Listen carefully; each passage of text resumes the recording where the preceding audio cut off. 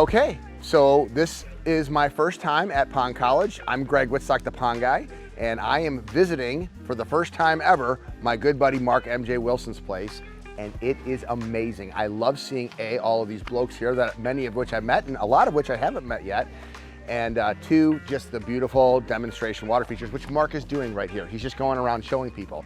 So I'm on my way touring the country, visiting certified aquascape contractors and vlogging them for my channel, Greg Wittstock, the Pond Guy, which showcases the aquascape lifestyle over the world.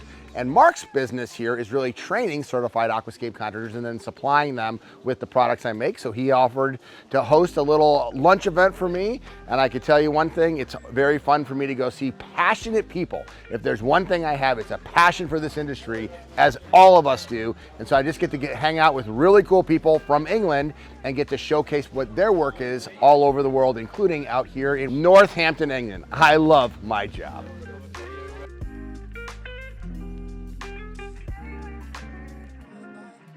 This is my fourth time to your beautiful island. The first time I came here was 1997. I was 27 years old. I was so excited to get to England, the mecca of water gardening. Money is not my motivator. Success is.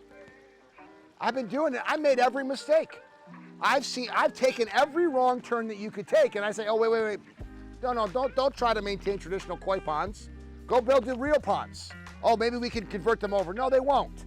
1 in 100 will convert over. You gotta go to this open ocean. Why fight where everybody else is? Here's the best way.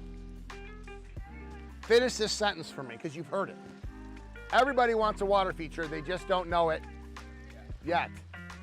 But there was one piece, so what do you think was the #1 piece, and if you already heard this, don't say it, but what do you think the #1 piece of advice you would give future generations? Richard, 19 and 22, what one piece of advice do you think the AARP said to its members was the #1 survey says? Richard Dawson, right, isn't he British? Okay, survey says, what one piece of advice would you give future generations? #1 from the survey, what do you think it was?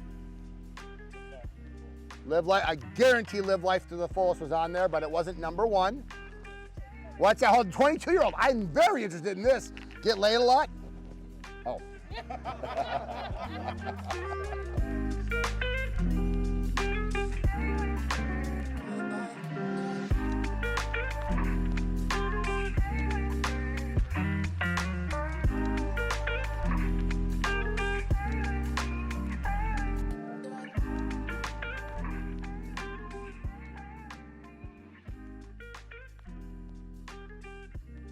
So what we've got here is we've got a training facility here in Northamptonshire, UK, and it's really designed for training and helping pond contractors and also showing off aquatic art. And then when we come through the main gate, we've got a rainwater harvesting system. So this collects water off of the main roof of the warehousing, and the rainwater is collected. It comes through a 4-inch pipe, and then it's collected underneath here. As you can see, there's a 4-inch pipe that all of this water is rainwater, and what we do is we actually harvest the rainwater off the roof.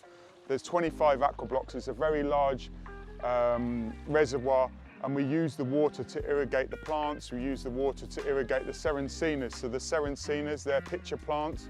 They want acid conditions. So they want rainwater, they want peat, and if you use tap water in the UK, it's no good. So this is one of the first features that we put in, rainwater harvesting. So it's a sustainable water feature, and you can use the water to irrigate the garden. Then we move into the lockdown area. This is the pond that I built during lockdown. Last year, we left a load of weed on this particular pond because of otters and mink. So this is a farm location. So potentially what I don't want to happen is otters and mink to come and wipe out all the fish. One of the reasons why I didn't bring my personal collection straight down here is because I don't want them to be taken. What you can see in the middle is you've got an aerator. So we've got 2 Pro Air 60s on this particular large ecosystem pond, and that again is for predator control. So I'll just switch them off now and you'll be able to see the fish better.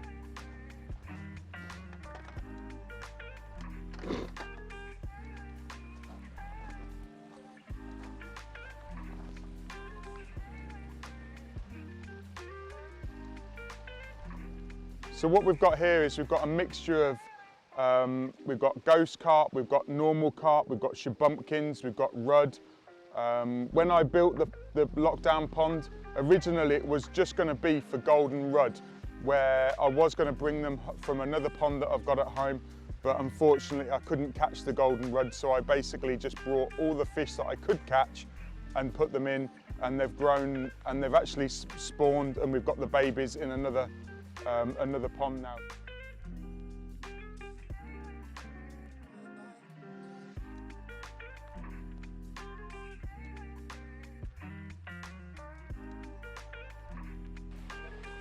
So now what we've got is we've got the NRG, and you probably see I'm raising my voice to compete with the noise of the NRG. The reason why it's called NRG is because if you say it fast, it's energy, and this particular water feature is designed to invigorate you.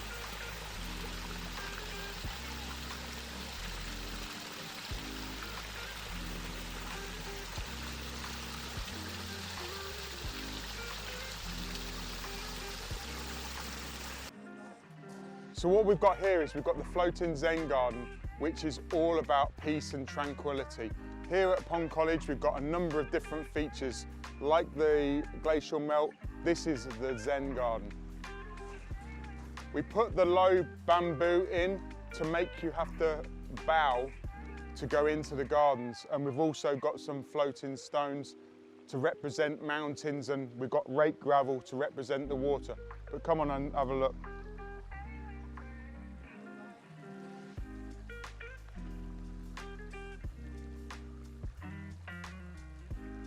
So this is all about tranquility. What I've actually done is I've only brought in a few fish so they don't actually fight for your attention. So you can see they're peaceful, they're not like the lockdown pond fish. So then we move through. What we've got here is we've got the Grace Falls. Kenny and George put this in. It's exactly the same size as the feature out the front, it's just got bigger team lift boulders or rocks. The reason why we called this Grace Falls is because it's very graceful. A lot of people, when they come to POND.college, this is the feature that they like the best. So if you need anything for a pond and water feature, waterfeature.shop.